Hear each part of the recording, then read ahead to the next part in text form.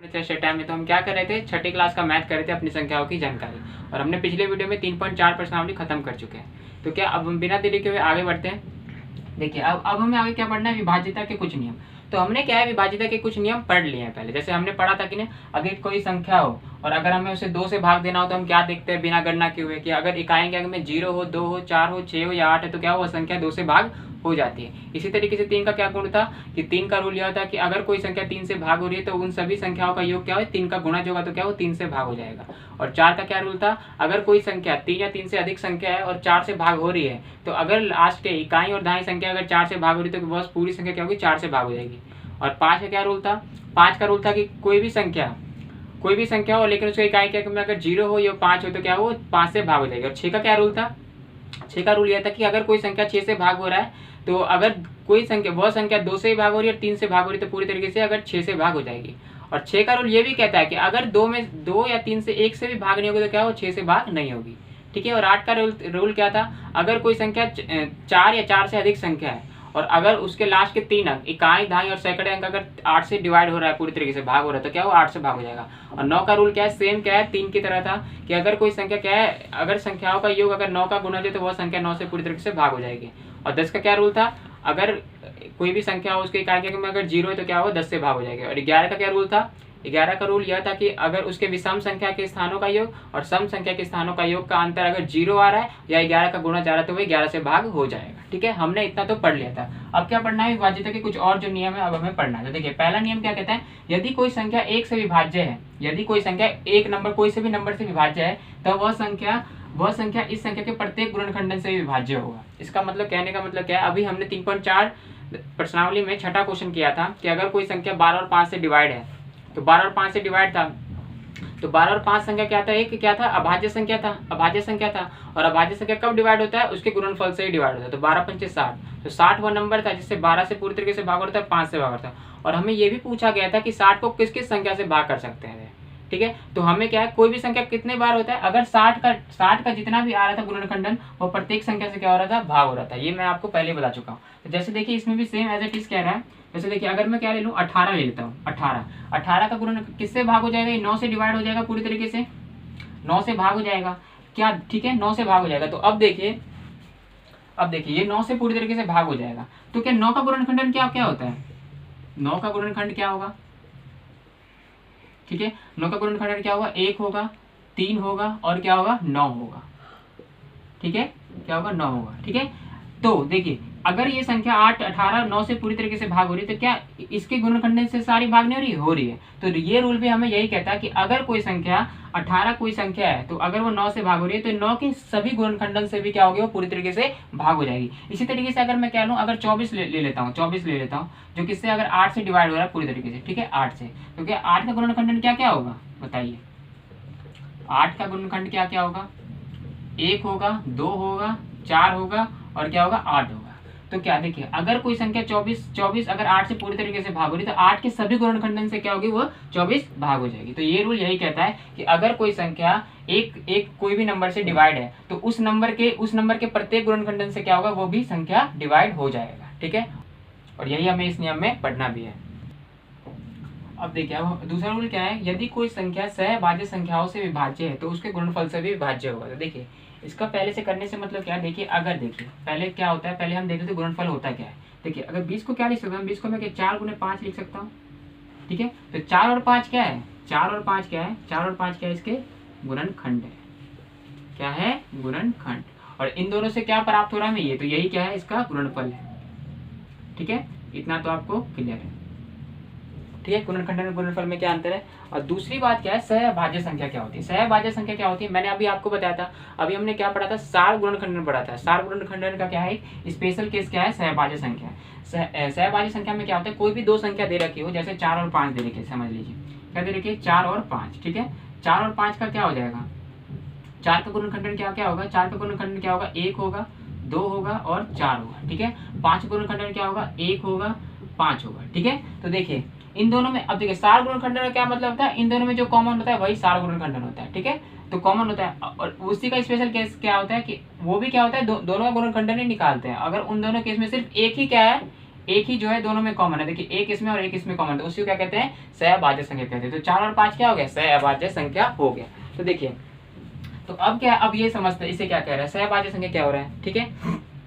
तो सहअभाज्य संख्या समझ गए कि अगर कोई 2 नंबर दे रखा है और उन दोनों में क्या है, उन दोनों का जो फैक्टर करेंगे, अगर उन दोनों में क्या है, एक ही क्या कॉमन आ रहा होगा, तो उसे क्या कहते हैं, सहअभाज्य संख्या कहते हैं। तो देखिए, तो क्या कह रहे हैं, यदि कोई संख्या सहअभाज्य संख्याओं से भाग्य है, ठीक है, अगर कोई संख्या सहअभाज्य संख्या से भाग है, जैसे 60 ले लेते हैं, 60 किस किस से भाग हो जाएगा, 3 और 5 से भाग हो जाएगा, 3 और 5 से भाग हो जाएगा, ठीक है। देखिए 3 का गुणनखंडन क्या क्या होगा, 3 का गुणनखंडन लिखो तो क्या क्या हो जाएगा, 3 का गुणनखंडन क्या क्या हो जाएगा बताइए, 1 और 3 हो जाएगा, और 5 का गुणनखंडन क्या क्या होगा, 1 और 5 हो जाएगा। तो क्या 3 और 5 सहअभाज्य संख्या हो गया, हो गया।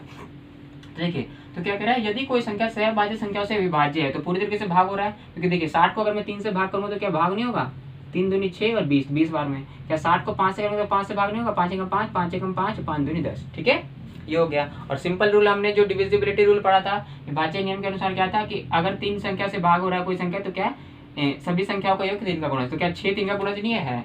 और 5 क्या रूल था, अगर इकाई के में 0 या 5 है तो क्या 5 से भाग हो जाएगी, तो क्या हो रहा है, हो जाएगा, ठीक है। तो देखिए कह रहा है, यदि कोई संख्या सहअभाज्य संख्याओं से विभाज्य है, दोनों से विभाज्य है, तो उनके गुणनफल से विभाज्य होगा। मतलब क्या कह रहा है, इनके गुणनफल मतलब 3 गुने 5 क्या होगा, 3 गुने 5 क्या होगा, 15। तो इससे भी क्या होगा, पूरी तरीके से डिवाइडेड हो जाएगा। तो देखिए 15 को 60 से भाग करूंगा तो हो जाएगा ना 60/15, तो कितना हो गया, 4, ठीक है। और इस तरीके से एक और ले लेते हैं, एक और ले लेते हैं। देखिए 80 को मैं क्या से कर दूंगा, 4 और 5 से कर सकता हूँ, 4 और 5 से। देखिए तो 4 का गुणनखंडन क्या क्या हो जाएगा, मैं लिखूंगा तो 1 2 और क्या हो जाएगा 4। तो क्या एक भी सहअभाज्य संख्या नहीं है, अगर मैं सिर्फ इन दोनों को देखूं तो 4 और 5 और 4 है, और 4 और 5 से पूरी तरीके से डिवाइड हो रहा है, क्योंकि 4 का रूल क्या है, अंतिम 2 अंक। तो 80 4 से भागो तो 20 बार मिलेगा। और इसमें क्या देखते हैं, अंतिम का इकाई का देखते हैं, अगर इकाई में 0 या 5 है तो 5, तो ये दोनों से हो रहा है, तो क्या इससे गुणनफल से भाग नहीं होगा, गुणनफल क्या हो जाएगा, 4 पंचे 20, तो क्या हो जाएगा, इससे भाग हो। तो क्या कह रहा है, यदि कोई संख्या सहअभाज्य संख्याओं से भाग होता है तो वह संख्या उसके गुणनफल से भी विभाज्य होगा, और यही इसका दूसरा नियम है। तीसरा रूल क्या है, कहते हैं देखिए, यदि 2 संख्या किसी संख्या से विभाज्य है तो क्या कहते हैं, इन संख्या का योग भी क्या होगा, उस संख्या से विभाज्य होगा। मतलब कहने का मतलब क्या कह रहा है कि अगर कोई 2 नंबर ले लीजिए, जैसे मैं लेता हूँ 16 और 20, ठीक है, क्या ले रहा हूँ 16 और 20, ठीक है। कह रहा है यदि 2 संख्या किसी संख्या के विभाज्य है, मतलब 16 और 20 मान लेते हैं किससे विभाज्य है, 4 से विभाज्य, 4 से पूरी तरीके से विभाज्य हो जाएगा ना, भाग हो जाएगा पूरी तरीके से। तो क्या इन संख्या का योग भी क्या होता है, इससे भाग हो जाएगा, मतलब इन दोनों का योग। तो 16 प्लस 20 कितना होगा, 36। तो क्या करें, 36 भी पूरी तरीके से 4 से भाग होगा। तो देखिए 36 4 से भाग हो जाएगा कि नहीं, देखिए अगर मैं 36 को 4 से डिवाइड करूँ तो कितना हो जाएगा, 4 एकम 4, 4 9 36, तो शेष और बचा नहीं। तो मतलब यही रूल है तीसरा, क्या कह रहा है, यदि 2 संख्या किसी संख्या से विभाज्य है तो क्या कहते हैं, वह 2 संख्या का योग भी उसी संख्या से भाग हो जाएगा, और यही तीसरा रूल भी है। चौथा रूल क्या कहता है, यदि 2 संख्या किसी संख्या से विभाज्य है तो इन संख्याओं का अंतर भी क्या होगा, उस संख्या से विभाज्य होगा। तो देखिए अभी हमने पढ़ा था, यदि 2 संख्याओं का यदि 2 संख्या किसी संख्या से विभाज्य है तो उन दोनों का योगफल भी क्या होगा, उस संख्या से विभाज्य होगा। और उसके उलट भी यही है ना, इसमें उसमें प्लस था, इसमें माइनस था। तो इसमें से अगर कोई भी संख्या ले लेते हैं, जैसे देखिए अभी हमने क्या लेते हैं, 16 और 20 लेते हैं ना, तो ये ले लेते हैं 20 और 16 ले लेते हैं। 20 और 16 किससे डिवाइड हुआ है, पूरी तरीके से 4 से डिवाइड है, 4 से विभाज्य है, ठीक है, 4 से विभाज्य। तो क्या इन दोनों का अंतर, मतलब इन दोनों को घटाने पे क्या क्या आएगा, इन दोनों को घटाने पे 4 आएगा। क्या 4 4 से पूरी तरीके से भाग नहीं होगा, होगा। तो मतलब क्या ये भी रूल सैटिस्फाइड है। तो क्या कह रहा है, यदि 2 संख्या किसी संख्या से विभाज्य है तो इन दोनों संख्याओं का अंतर भी क्या होगा, उस संख्या से विभाज्य होगा। यही ये चौथा रूल कहता है। अब देखिए अब हमें क्या पढ़ना है, विभाजित नियम के बाद अभाज्य गुणनखंडन। अभाज्य गुणनखंडन होता क्या है, अभाज्य गुणनखंडन से अब जानने से पहले अभाज्य संख्या होता क्या है मैं पहले बता चुका हूँ पहले वीडियो में। तो देखिए फिर भी हम देख लेते हैं। अभाज्य संख्या वह संख्या होती है जिनका गुणनखंडन क्या हो, 1 हो और वह खुद ही संख्या हो, तो जिसको क्या कहते हैं, अभाज्य संख्या। जैसे देखिए, और हाँ एक और भाज्य संख्या क्या होती है, भाज्य संख्या वह संख्या है जिनके 2 या 2 से अधिक गुणनखंडन होते हैं, उसे क्या कहते हैं, भाज्य संख्या कहते हैं, ठीक है, वो होता है। तो देखिए अभाज्य संख्या कौन कौन सी थी, और हाँ एक बात ये भी थी कि एक जो होती है ना भाज्य संख्या होती है ना अभाज्य संख्या होती है। तो इसका स्टार्ट कहाँ से होती है, 2 से। 2 होता है, 3 होता है, 5 होता है, 7 होता है, ठीक है, 11, फिर 13, फिर 17, फिर 19, इसी तरीके से आगे बढ़ता रहता है, ठीक है। तो अभाज्य संख्या जान ले क्या होता है, वह संख्या जिनका गुणनखंडन 1 हो और वह खुद ही संख्या हो, तो क्या होता है, वह अभाज्य संख्या कहलाते हैं, ठीक है। और अभाज्य गुणनखंडन क्या होता है, अभाज्य गुणनखंडन देखिए अगर मैं कोई भी नंबर ले लूँ, 24 कोई नंबर ले लेता हूँ, ठीक है, 24 का गुणनखंडन क्या क्या हो सकता है, 3 8 24, क्या हो सकता है 3 8 24, हाँ। और इसी तरीके से 24 का अगर मैं दूसरा ले लूँ, क्या 24 का दूसरा क्या ले लूँ, क्या 12 दूनी 24 ले सकता हूँ, ले सकता हूँ। और इसी तरीके से अगर मैं एक और ले लेता हूँ 24 का, क्या लेता हूँ 24 का क्या ले लेता हूँ 6 गुने 4, ठीक है। अगर मैं इसका भी फैक्टर करूं, अगर मैं इसका भी फैक्टर करूं तो देखिए 3 का तो कोई फैक्टर होगा ही नहीं, 3 गुना 1 होगा, ठीक है, तो कुछ नहीं होगा। जब 1 आता है तो एक फैक्टर कभी भी नहीं करते, ध्यान रखिएगा। अब 8 का क्या कर सकता हूं मैं, 8 का क्या कर सकता हूं मैं, देखिए क्या इसको 2 गुना 2 लिख सकता हूँ, ठीक है। 8 को मैं क्या लिख सकता हूँ, 2 गुना 2 लिख सकता हूँ, ठीक है। और इसको क्या 12 को क्या लिख सकता हूँ मैं, बताइए 2 गुना 3 लिख सकता हूँ, 2 दूनी 4 4 12, ठीक है, 12 दूनी 24। और 6 को क्या लिख सकता हूँ, 2 गुना 3 लिख सकता हूँ। और 4 को क्या लिख सकता हूँ, 2 गुना 2 लिख सकता हूँ, ठीक है। अगर लास्ट में देखा जाए तो 24 का क्या आ गया यहाँ पे, 24 का क्या आ गया यहाँ पे, देखिए लास्ट में क्या आ गया, 3 गुने 2 आ गया, 3 दूनी 6, 6 दूनी 12, 12 दूनी 24। अगर दोबारा यहाँ पे भी देखो तो क्या आ गया, 2 दूनी 4, 4 तिया 12, 12 दूनी 24 आ गया। और इसी में भी देखो तो क्या आ गया, देखिए 2 गुना 3 और 3 गुना 2 गुना 2, 2 तिया 6, 6 दूनी 12, 12 दूनी 24। देखिए क्या दिख रहा है हमें, 24 का गुणनखंड क्या आ रहा है, लास्ट में क्या आ रहा है, सेम सिमिलर आ रहा है। देखिए इसमें भी 3 एक बार में 3 एक बार में आ रहा है और 2 बार 3 आ रहा है, इसमें भी क्या 3 एक बार में और 2 बार 3 आ रहा है, इसमें भी क्या आ रहा है 3 एक बार में और 2 बार 3 आ रहा है, तो ठीक है। और 2 और 3 क्या है यहाँ पे, जो 2 और 3 क्या है यहाँ पे, जो 2 और 3 है यहाँ पे क्या है, 2 और 3 क्या है, एक अभाज्य संख्या है कि नहीं, अभाज्य संख्या है ना, क्योंकि अभाज्य संख्या, क्योंकि इसका गुणनखंड क्या क्या होगा, ऐसा गुणनखंड देखिए 2 का गुणनखंड क्या होगा, 1 होगा और वो खुद ही संख्या होगी, 3 का गुणनखंड क्या होगा, 1 और वह खुद ही संख्या होगी, तो क्या 2 और 3 अभाज्य संख्या है, ठीक है। तो यही इसी को क्या कहते हैं, इसी को क्या कहते हैं कि अगर कोई संख्या हो, ठीक है, और उसका गुणनखंडन करे और लास्ट में क्या है, उसका एक अभाज्य संख्या ही है, अभाज्य संख्या है, उसको क्या कहते हैं, अभाज्य गुणनखंड कहते हैं, ठीक है। कोई भी नंबर हो उसका गुणनखंडन करने पे लास्ट में क्या है, अभाज्य संख्या ही है, अभाज्य संख्या है, उसको क्या कहते हैं, अभाज्य गुणनखंडन कहते हैं। देखिए अब हम 36 को भी करें तो देखिए 36 को मैं क्या लिख सकता हूँ, 2 गुना 18 लिख सकता हूँ, ठीक है। इसको क्या मैं 4 गुने 9 लिख सकता हूँ, ठीक है। क्या 12 गुने 3 लिख सकता हूँ, ठीक है। इसी तरीके से मैं इसको क्या लिख सकता हूँ, इसको क्या लिख सकता हूँ, 6 गुना 6 लिख सकता हूँ, ठीक है, 6 गुना 6 लिख सकता हूँ। देखिए तो इसको सॉल्व करने पे, इसको सॉल्व करते हैं, देखिए इसको कैसे सॉल्व करेंगे, इसको सॉल्व करेंगे तो क्या लिख सकता हूँ मैं, 2 18 को कैसे लिख सकता हूँ, 3 दूनी 3 तिया 9, ठीक है, 3 तिया 9, 2 तिया 6, 6 तिया 18, ठीक है। और इसको सॉल्व करने पे क्या लिख सकता हूँ, 2 गुना 2, और इसको 3 को कैसे लिख सकता हूँ, 3 गुना 3, ठीक है, 2 दूनी 4, 4 तिया 12, 12 तिया 36, ठीक है। अब 12 को क्या लिख सकता हूँ मैं, 2 दूनी 4, 4 तिया 12 और 3 का 3, ठीक है। और सिंपल इसको भी क्या लिख सकता हूँ, 2 गुने 3 गुने 2 गुने 3। तो देखिए इसमें क्या देख रहा है, देखिए 2 और 3 क्या है, 2 और 3, 2 और 3 और 2 और 3, और दोनों में क्या है, सिंपल आ रहा है, इसमें भी 2 बार 2 पे आ रहा है, इसमें भी 2 बार 2 और 3 भी 2 2 बार आ रहा है सभी में, तो ठीक है। तो क्या कह दिए 36 में क्या है, 36 का अभाज्य गुणनखंडन क्या हो गया, 2 और 3, और यही इसका भी आंसर है। अब देखिए कुछ प्रयास कीजिए, मैं क्वेश्चन दे रखा तो चलिए करते हैं। देखिए 16 का अभाज्य गुणनखंडन निकालना है। देखिए 16 को मैं क्या लिख सकता हूँ, 16 को क्या लिख सकता हूँ, 4 गुने 4 लिख सकता हूँ, ठीक है। तो क्या हो गया, 4 चौक 16। फिर मैं 4 को क्या लिख सकता हूँ, इन दोनों में से क्या लिख सकता हूँ, 2 गुना 2 गुना 2 गुना 2। तो क्या लिख सकता हूँ, 16 का अभाज्य गुणनखंडन क्या हो गया, 16 का अभाज्य गुणनखंडन क्या हो गया ना, 16 का अभाज्य गुणनखंडन होगा कि नहीं, क्योंकि देखिए 2 2 क्या है, 2 क्या है, एक अभाज्य संख्या है, तो 16 का अभाज्य गुणनखंडन क्या हो गया, 2 गुना 2 गुना 2 गुना 2, और यही इस क्वेश्चन का आंसर भी है। इसी तरीके से 28 को क्या लिख सकता हूँ मैं, 7 गुने 4 लिख सकता हूँ, ठीक है, 7 गुने 4। और इसको क्या लिख सकता हूँ, 7 को तो मैं 7 ही लिखूंगा क्योंकि 7 तो ऑलरेडी क्या है, अभाज्य संख्या है। 4 को क्या लिख सकता हूँ मैं, 2 गुना 2 लिख सकता हूँ, ठीक है। तो फिर से अब मैं यही लिख सकता हूँ कि 28 का अभाज्य गुणनखंड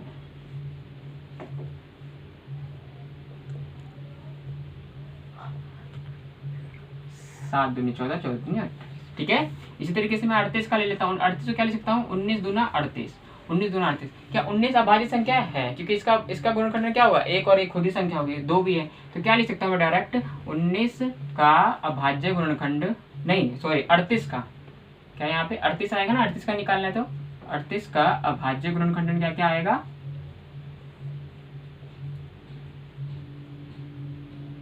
19 गुना 2, और यही इस क्वेश्चन का आंसर भी है।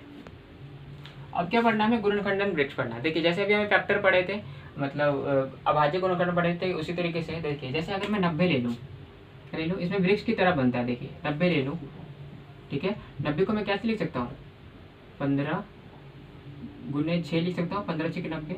फिर 15 को कैसे लिख सकता हूँ मैं, 3 गुने 5 लिख सकता हूँ। 6 को क्या लिख सकता हूँ मैं, 2 गुने 3 लिख सकता हूँ। देखिए तो क्या ये देखिए सब अभाज्य संख्या आ गया। तो इसी तरीके से हो जाएगा। और इसी तरीके से देखिए 90 को और मैं क्या लिख सकता हूँ, 90 को क्या लिख सकता हूँ मैं बताइए, 90 को क्या 30 गुना 3 भी लिख सकता हूँ, 30 तिया 90, 30 तिया 90। 3 एक अभाज्य संख्या, क्या 10 30 को क्या लिख सकता हूँ मैं, 10 गुने 3 लिख सकता हूँ, ठीक है। फिर 10 को क्या लिख सकता हूँ मैं, 2 गुने 5 लिख सकता हूँ, ठीक है। देखिए जैसे जैसे फैक्टर हो रहा है तो इसी तरीके से बढ़ते जा रहा है। क्या 90 को और लिख सकता हूँ, हाँ 90 को और लिख सकता हूँ। आपकी मर्जी है, चाहे जितने वही तरीके से लिख लीजिए, आंसर लास्ट में वही सेम बचेगा। देखिए 3 5 2 3, ठीक है, हाँ 2 3 3 5, ठीक है। तो देखिए 2 5 और 3 बच जाए, 2 5 10 10 तिया 30, 10 तिया 30, ठीक है। अब देखिए इसको 90 को कैसे लिख सकता हूँ मैं, 90 को कैसे लिख सकता हूँ, 18 पंचे 90, ठीक है, 18 पंचे 90, ठीक है। देखिए इसमें आगे थे ना 2 पंचे 10, 10 तिया 30, 30 तिया 90। देखिए क्योंकि ना इसके ये तो आगे सॉल्व ही नहीं हो रहा, ठीक है। अब देखिए इसके ये कैसे हो जाएगा, 18 को कैसे लिख सकता हूँ, 5 तो ऑलरेडी अभाज्य संख्या, तो इसको क्या लिख सकता हूँ, 2 गुना 9 लिख सकता हूँ, 9 दिन 18। इसको क्या लिख सकता हूँ, 3 गुना 3। तो देखिए 2 तिया 6, 6 तिया 18, 18 पंचे 90। तो आपको समझ में आ गया गुणनखंड वृक्ष क्या है, बिल्कुल आसान है, यही है।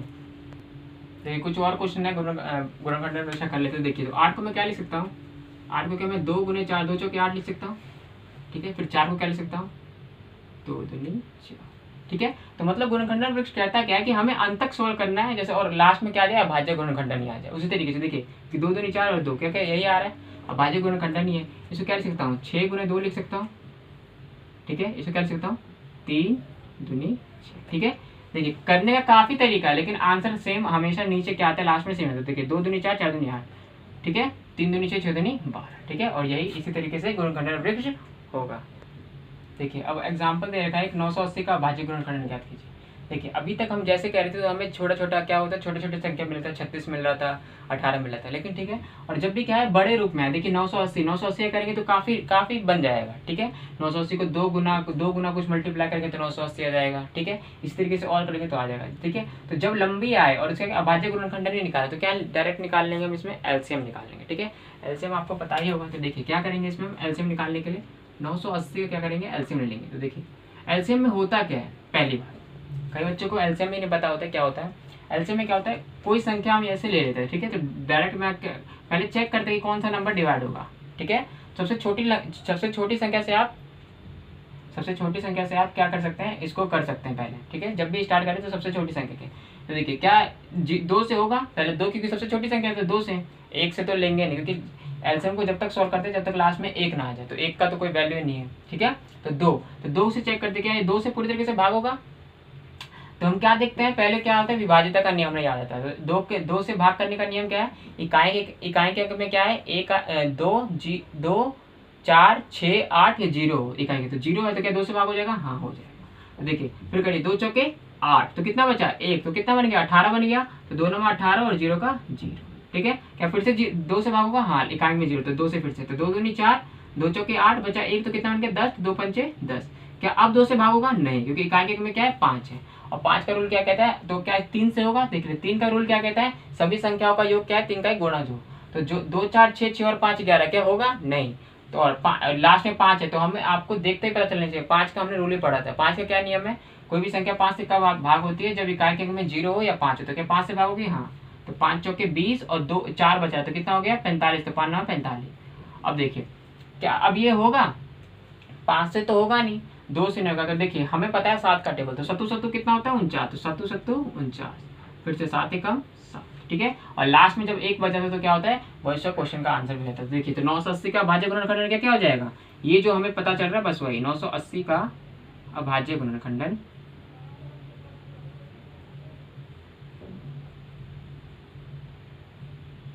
ठीक है।